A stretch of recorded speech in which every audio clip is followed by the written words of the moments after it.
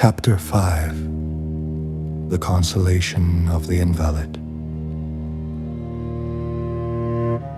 Then the Buddha said to the Crown Prince, Manjusri, Manjusri, go to the Lichavi Vimalakirti to inquire about his illness. Manjusri replied, Lord, it is difficult to attend upon the Lichavi Vimalakirti. He is gifted with marvelous eloquence concerning the law of the profound. He is extremely skilled in full expressions and in the reconciliation of dichotomies. His eloquence is inexorable, and no one can resist his imperturbable intellect. He accomplishes all the activities of the bodhisattvas.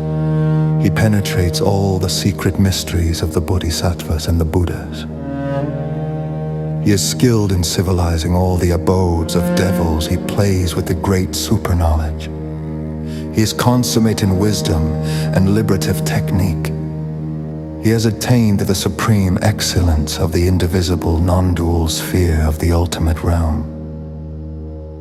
He is skilled in teaching the Dharma with its infinite modalities within the uniform ultimate. He is skilled in granting means of attainment in accordance with the spiritual faculties of all living beings. He has thoroughly integrated his realization with skill in liberative technique. He has attained decisiveness with regard to all questions, thus. Although he cannot be withstood by someone of my feeble defenses, still sustained by the grace of the Buddha, I will go to him and will converse with him as well as I can. Thereupon, in that assembly, the bodhisattvas, the great disciples, the sakras, the brahmas, the lokapalas, and the gods and goddesses all had this thought. Surely the conversations of the young Prince Manjusri and that good man will result in a profound teaching of the Dharma. Thus 8,000 bodhisattvas, 500 disciples, a great number of sakras, brahmas, lokapalas, and many hundreds of thousands of gods and goddesses all followed the Crown Prince Manjusri to listen to the Dharma. And the Crown Prince Manjusri, surrounded and followed by these bodhisattvas, disciples, sakras, brahmas, lokapalas, gods and goddesses, entered the great city of Vaisali. Meanwhile, the Lichavi Vimalakirti thought to himself, Manjusri, the Crown Prince, is coming here with numerous attendants. Now may this house be transformed into emptiness. Then, magically, his house became empty. Even the doorkeeper disappeared, and except for the invalid's couch upon which Vimalakirti himself was lying, no bed or couch or seat could be seen anywhere. Then, the Lichavi Vimalakirti saw the Crown Prince, Manjusri, and addressed him thus, Manjusri, welcome, Manjusri. You are very welcome. There you are, without any coming. You appear without any seeing. You are heard without any hearing. Manjusri declared, Householder, it is as you say, who comes, finally comes not. Who goes, finally goes not. Why? Who comes is not known to come. Who goes is not known to go. Who appears is finally not to be seen. Good sir, is your condition tolerable? Is it livable? Are your physical elements not disturbed? Is your sickness diminishing? Is it not increasing? The Buddha asks about. You, if you have slight trouble, slight discomfort, slight sickness, if your distress is light, if you are cared for, strong, at ease, without self-reproach, and if you are living in touch with the supreme happiness. Householder, whence came the sickness of yours? How long will it continue? How does it stand? How can it be alleviated? Vimalakirti replied, Manjusri, my sickness comes from ignorance, and the thirst for existence, and it will last as long as do the sicknesses of all living beings, were all living beings to be free from sickness. I also would not be sick. Why? Manjusri, for the bodhisattva, the world consists only of living beings, and sickness is inherent in living in the world. We're all living beings free of sickness. The bodhisattva also would be free of sickness. For example, Manjusri, when the only son of a merchant is sick, both his parents become sick on account of the sickness of their son. And the parents will suffer as long as that only son does not recover from his sickness.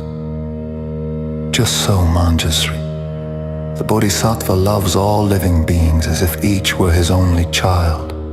He becomes sick when they are sick and is cured when they are cured. You ask me, Manjusri, whence comes my sickness? The sicknesses of the bodhisattvas arise from great compassion. Householder, why is your house empty? Why have you no servants? Manjusri, all Buddha fields are also empty. What makes them empty? They are empty because of emptiness. What is empty about emptiness? Constructions are empty because of emptiness. Can emptiness be conceptually constructed? Even that concept is itself empty, and emptiness cannot construct emptiness. Householder, where should emptiness be sought? Manjusri, emptiness should be sought among the 62 convictions. Where should the 62 convictions be sought? They should be sought in the liberation of the Tathagatas. Where should the liberation of the Tathagatas be sought? It should be sought in the prime mental activity of all living beings. Manjusri, you ask me why I am without servants, but all Maras and opponents are my servants. Why? The Maras advocate this life of birth and death, and the bodhisattva does not avoid life. The heterodox opponents advocate convictions, and the bodhisattva is not troubled by convictions. Therefore, all Maras and opponents are my servants. Household, of what sort is your sickness? It is immaterial and invisible. Is it physical or mental? It is not physical, since the body is insubstantial in itself. It is not mental, since the nature of the mind is like illusion. Householder, which of the four main elements is disturbed: earth, water, fire, or air? Manjusri, I am sick only because the elements of living beings are disturbed by sicknesses. How should a bodhisattva console another bodhisattva who is sick? He should tell him that the body is impermanent, but should not exhort him to renunciation or disgust. He should tell him that the body is miserable, but should not encourage him to find solace in liberation. That the body is selfless, but that living beings should be developed. That the body is peaceful, but not to seek any ultimate calm. He should urge him to confess his evil deeds, but not for the sake of absolution.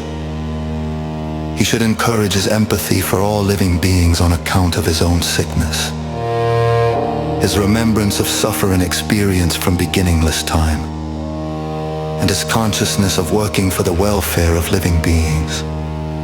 He should encourage him not to be distressed, but to manifest the roots of virtue to maintain the primal purity and the lack of craving, and thus to always strive to become the king of healers, who can cure all sicknesses. Thus should a bodhisattva console a sick bodhisattva, in such a way as to make him happy. Ask, noble sir, how should a sick bodhisattva control his own mind? Replied Manjusri, a sick bodhisattva should control his own mind with the following consideration. Sickness arises from total involvement in the process of misunderstanding from beginningless time. It arises from the passions that result from unreal mental constructions, and hence ultimately nothing is perceived which can be said to be sick. Why? The body is the issue of the four main elements. And in these elements there is no owner and no agent. There is no self in this body, and except for arbitrary insistence on self, ultimately no I, which can be said to be sick, can be apprehended. Therefore, thinking I should not adhere to any self, and I should rest in the knowledge of the root of illness. He should abandon the conception of himself as a personality and produce the conception of himself as a thing. Thinking, this body is an aggregate of many things. When it is born, only things are born. When it ceases, only things cease. These things have no awareness or feeling of each other. When they are born, they do not think, I am born. When they cease, they do not think, I cease. Furthermore, he should understand thoroughly the conception of himself as a thing by cultivating the following consideration. Just as in the case of the conception of self, so the conception of thing is also a misunderstanding. And this misunderstanding is also a grave sickness.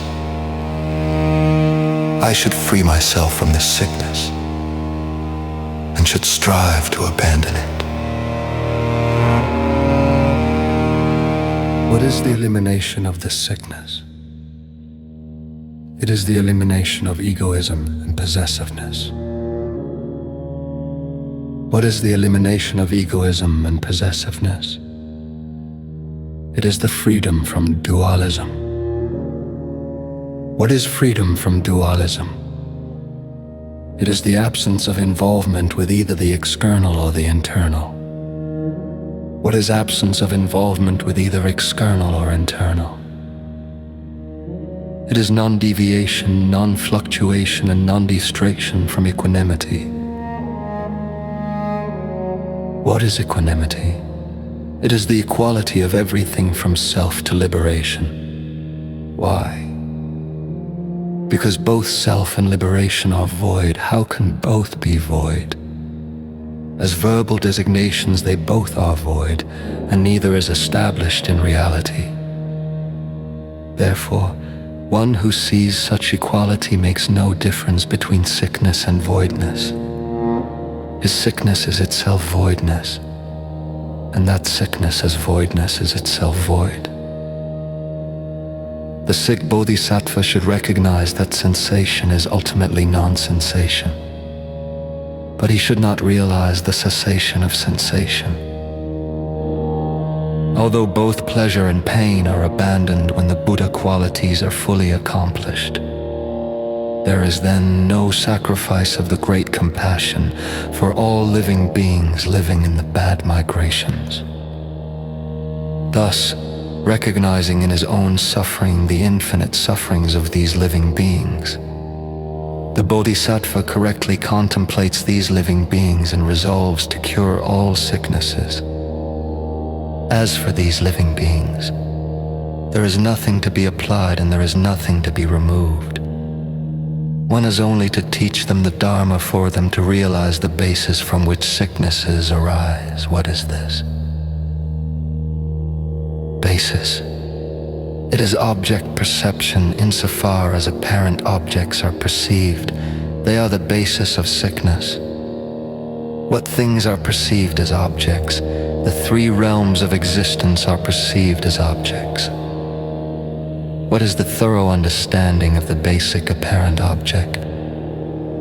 It is its non-perception, as no objects exist ultimately. What is non-perception? The internal subject and the external object are not perceived dualistically. Therefore, it is called non-perception. Manjusri, thus should a sick bodhisattva control his own mind in order to overcome old age, sickness, death, and birth. Such manjusri is the sickness of the bodhisattva. If he takes it otherwise, all his efforts will be in vain. For example, one is called hero when one conquers the miseries of aging, sickness, and death. The sick bodhisattva should tell himself, Just as my sickness is unreal and non-existent, so the sicknesses of all living beings are unreal and non-existent. Through such considerations, he arouses the great compassion toward all living beings without falling into any sentimental compassion. The great compassion that strives to eliminate the accidental passions does not conceive of any life in living beings. Why? Because great compassion that falls into sentimentally purposive views only exhausts the bodhisattva in his reincarnations. But the great compassion which is free of involvement with sentimentally purposive views does not exhaust the bodhisattva in all his reincarnations. He does not reincarnate through involvement with such views, but reincarnates with his mind free of involvement. Hence, even his reincarnation is like a liberation. Being reincarnated is if being liberated. He has the power and ability to teach the Dharma which liberates living beings from their bondage. As the Lord declares, it is not possible for one who is himself bound to deliver others from their bondage. But one who is himself liberated is able to liberate others from their bondage. Therefore, the bodhisattva should participate in liberation and should not participate in bondage. What is bondage? And what is liberation? To indulge in liberation from the world without employing liberative technique is bondage for the bodhisattva. To engage in life in the world with full employment of liberative technique is liberation for the bodhisattva. To experience the taste of contemplation, meditation, and concentrating without skill in liberative technique is bondage. To experience the taste of contemplation and meditation with skill in liberative technique is liberation. Wisdom not integrated with liberative technique is bondage, but wisdom integrated with liberative technique is liberation. Liberative technique not integrated with wisdom is bondage. Liberative technique integrated with wisdom is liberation. How is wisdom not integrated with liberative technique a bondage? Wisdom not integrated with liberative technique consists of concentration on voidness, signlessness, and wishlessness, and yet being motivated by sentimental compassion, failure to concentrate on cultivation of the auspicious signs and marks, on the adornment of the Buddha field, and on the work of development of living beings, it is bondage. How is wisdom integrated with liberative technique a liberation? Wisdom integrated with liberative technique consists of being motivated by the great compassion, and thus of concentration on cultivation of the auspicious signs and marks, on the adornment of the Buddha field, and on the work of development of living beings, all the while concentrating on deep investigation of voidness, signlessness, and wishlessness, and it is liberation. What is the bondage of liberative technique, not integrated with wisdom? The bondage of liberative technique not integrated with wisdom consists of the bodhisattva's planting of the roots of virtue without dedicating them for the sake of enlightenment, while living in the grip of dogmatic convictions, passions, attachments, resentments, and their subconscious instincts. What is the liberation of liberative technique integrated with wisdom? The liberation of liberative technique integrated with wisdom consists of the bodhisattva's dedication of his roots of virtue for the sake of enlightenment, without taking any pride therein, while foregoing all convictions, passions, attachments, resentments, and their subconscious instincts. Manjusri, thus should the sick bodhisattva consider things his wisdom. Is the consideration of body, mind, and sickness as impermanent, miserable, empty, and selfless?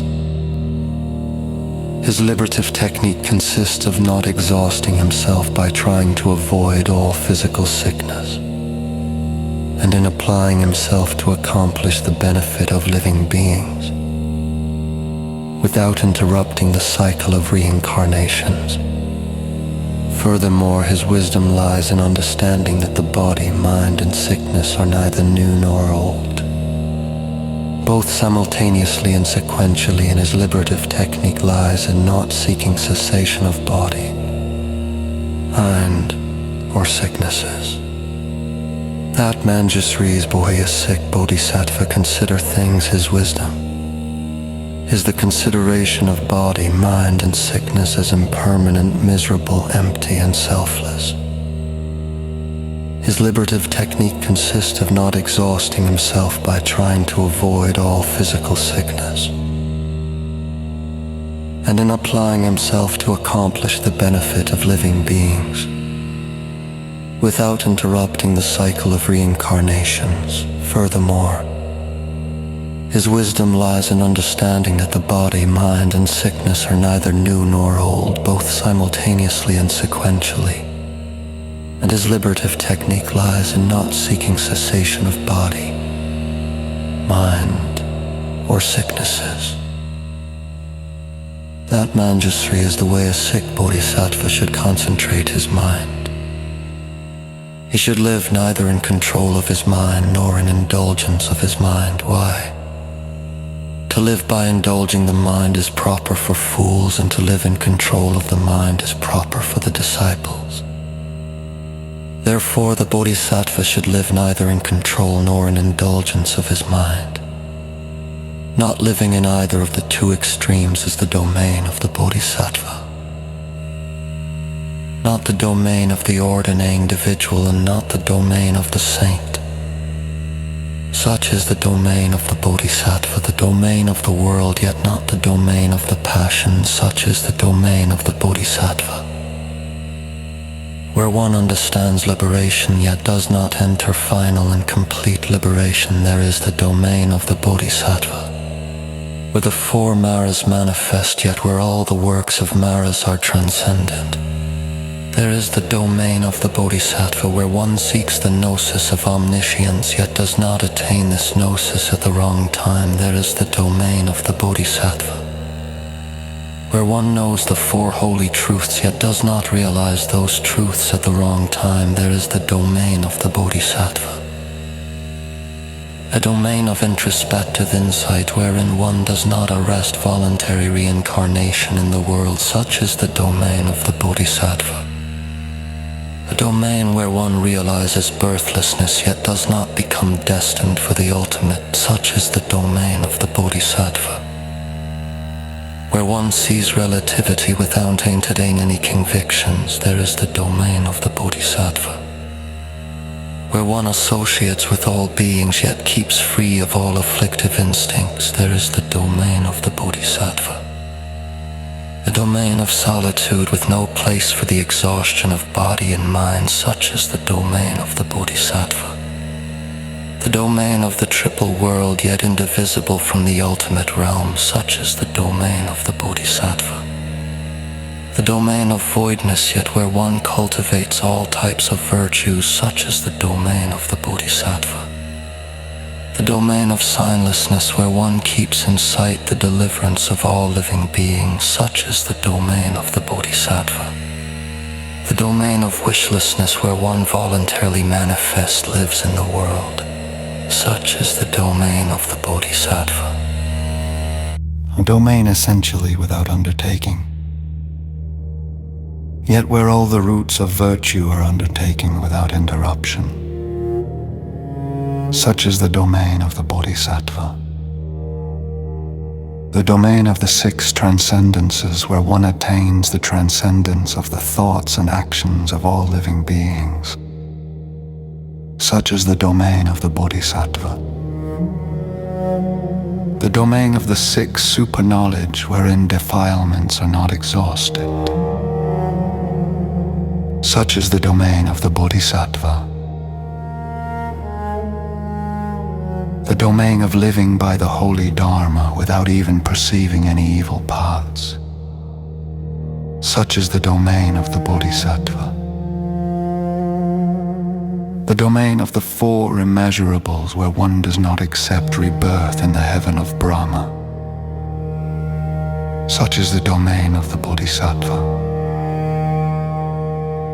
The domain of the six remembrances unaffected by any sort of defilement. Such is the domain of the bodhisattva. The domain of contemplation, meditation, and concentration, where one does not reincarnate in the formless realms by force of these meditations and concentrations. Such is the domain of the bodhisattva. The domain of the four right efforts where the duality of good and evil is not apprehended. Such is the domain of the bodhisattva. The domain of the four bases of magical powers where they are effortlessly mastered. Such is the domain of the bodhisattva. The domain of the five spiritual faculties where one knows the degrees of the spiritual faculties of living beings. Such is the domain of the bodhisattva. The domain of living with the five powers where one delights in the 10 powers of the Tathagata. Such is the domain of the bodhisattva. The domain of perfection of the 7 factors of enlightenment where one is skilled in the knowledge of fine intellectual distinctions. Such is the domain of the bodhisattva. The domain of the holy eightfold path where one delights in the unlimited path of the Buddha. Such is the domain of the bodhisattva. The domain of the cultivation of the aptitude for mental quiescence and transcendental analysis, where one does not fall into extreme quietism. Such is the domain of the bodhisattva. The domain of the realization of the unborn nature of all things, yet of the perfection of the body, the auspicious signs and marks and the ornaments of the Buddha. Such is the domain of the bodhisattva. The domain of manifesting the attitudes of the disciples and the solitary sages without sacrificing the qualities of the Buddha. Such is the domain of the bodhisattva. The domain of conformity to all things utterly pure in nature while manifesting behavior that suits the inclinations of all living beings. Such is the domain of the bodhisattva. A domain where one realizes that all the Buddha fields are indestructible and uncreatable, having the nature of infinite space, yet where one manifests the establishment of the qualities of the Buddha fields in all their variety and magnitude. Such is the domain of the bodhisattva. The domain where one turns the wheel of the holy Dharma and manifests the magnificence of ultimate liberation, yet never forsakes the career of the bodhisattva. Such is the domain of the bodhisattva.